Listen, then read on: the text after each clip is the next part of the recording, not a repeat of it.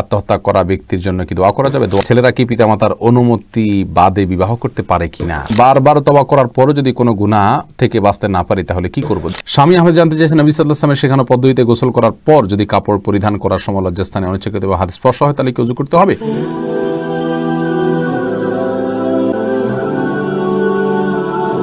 আত্মহত্যা করা ব্যক্তির জন্য কি দোয়া করা যাবে? দোয়া অবশ্যই করা যাবে, তবে আত্মহত্যা করা কবিরা গুনাহ, আপাতদৃষ্টিতে জাহান্নামে যাবে বলে মনে হয়, কিন্তু আল্লাহ তাআলা চাইলে তাকে ক্ষমা করে দিতে পারেন। ছেলেরা কি পিতামাতার অনুমতি বাদে বিবাহ করতে পারে কিনা? উলামায়ে আহনাফের দৃষ্টিকোণ থেকে পারে, ছেলে যদি প্রাপ্তবয়স্ক হয়, এবং অন্যান্য উলামায়ে কেরামের মতে পারে না। কারণ ছেলেরা পারে কিন্তু মেয়েরা অনুমতি ছাড়া বিবাহ করতে পারে না।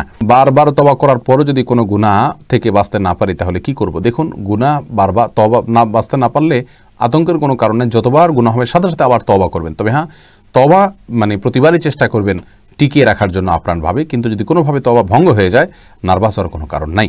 আল্লাহ তাআলা বারবার তওবা করলে আল্লাহ তাআলা ক্ষমা করবেন ইনশাআল্লাহ। আল্লাহ তাআলার গুণবাচন হলো তাওয়াব, যিনি বারবার অনেক বেশি ক্ষমা করেন, তাকে বলা হয় তাওয়াব। যার কারণে বারবার গুনাহ হলে বারবার তওবা করতে থাকবেন। তবে হ্যাঁ, আপনার প্রত্যেকবারই চেষ্টা করবেন, আপ্রাণ চেষ্টা করুন যাতে তওবা যাতে ভঙ্গ না হয়। আল্লাহ তাআলা আপনাকে সাহায্য এবং সহায়তা করুক, তৌফিক দান করুক। মনুর প্রান্তরে আইডি থেকে প্রশ্ন করেছেন, জীবন বীমা বা লাইফ ইন্স্যুরেন্স করা কি জায়েজ আছে? ইন্স্যুরেন্সের যতগুলো ফরম্যাট প্রচলিত আছে এগুলো।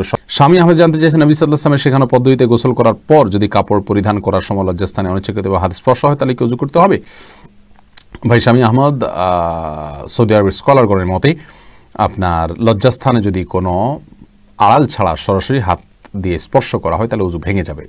যার কারণে গোসল তো হয়ে গেল, কিন্তু পুনরায় ওযু করতে হবে। আর আমাদের উলামায়ে কেরামের দৃষ্টিকোণ থেকে লজ্জাস্থানে হাত লাগলে ওযু ভাঙবে না, এবং ওযু ভাঙার সপক্ষে একটি হাদিস রয়েছে, আবার এর বিপরীতেও হাদিস রয়েছে। কোনটাকে উড়িয়ে দেওয়ার মতো নয়, তবে বিষয়টি উলামায়ে কেরামের মত পার্থক্যপূর্ণ বিষয়। উভয় মতের দলিল আমি উল্লেখ করলাম।